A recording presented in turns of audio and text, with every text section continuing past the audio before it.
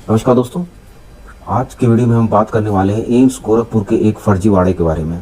AIIMS Gorakhpur के जो current physiology department के एचओडी हैं, उनके ऊपर आरोप लगा है कि उन्होंने एक रिसर्च पब्लिकेशन की है और वो टोटली फेक है। उसके डेटा कलेक्ट नहीं किए गए हैं और पेपर को डायरेक्टली पब्लिश कर दिया गया है। और उस पेपर के बेसिस पे उन्होंने एसोसिएट प्रोफेसर से, प्रोफेसर की जो रिक्रूटमेंट हुई है एम्स गोरखपुर में 2024 में, उसमें उनका सिलेक्शन हुआ है उस पेपर के बेसिस पे।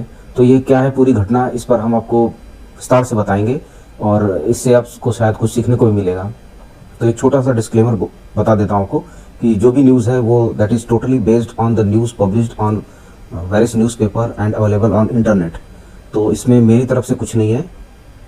तो ये जो पूरा न्यूज़ है, इसके 4 मेन पात्र हैं। आपको बताता हूँ। डॉक्टर विजय लक्ष्मी जो करंटली एम्स गोरखपुर के फिजियोलॉजी डिपार्टमेंट के एचओडी हैं, और डॉक्टर ऋतुपर्णा बरूच जो शिलोंग में एक इंस्टीट्यूट है, north east Indira Gandhi institute of medical science करके शिलोंग में है, उसकी जो करंट एचओडी हैं वो डॉक्टर ऋतुपर्णा बरूच, और डॉक्टर विभा दत्ता जो करेंटली एग्जीक्यूटिव डायरेक्टर हैं एम्स गोरखपुर की, और डॉक्टर जी.के. पॉल जो पिछले एम्स के एग्जीक्यूटिव डायरेक्टर थे।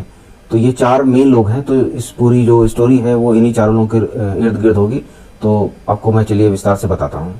तो जो डॉक्टर विजय लक्ष्मी है, करंटली एम्स गोरखपुर के एचओडी हैं, वो 2024 तक जो शिलोंग में मेडिकल इंस्टीट्यूट है उसकी एसोसिएट प्रोफेसर थी वहाँ पे।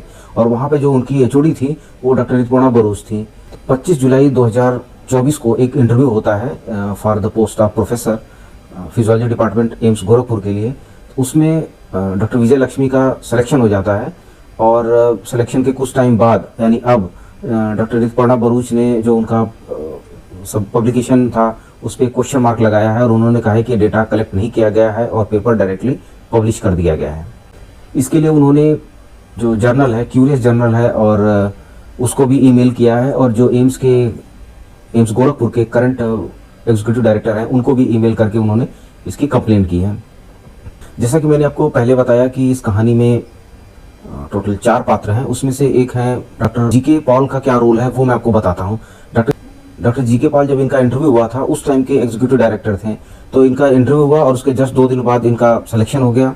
करके डॉक्टर वी.के. पॉल के ऊपर कुछ विवाद हुआ, उसके बारे में थोड़ा सा आपको बताना चाहूँगा। Doctor VK. पॉल जब एम्स गोरखपुर के डायरेक्टर थे तो उन्होंने अपने उनके बेटे का एडमिशन, वहाँ के एमडी सीट उनको मिली थी, और उसका जो कैटेगरी था वो ओबीसी नॉन क्रीमी लेयर था, जबकि वो उसके फादर खुद वहाँ पे एम्स गोरखपुर के एग्जीक्यूटिव डायरेक्टर थे। तो इस टाइम काफ़ी विवाद हुआ था। उसके बाद उनको हटा भी दिया गया था और उनके जो बेटे हैं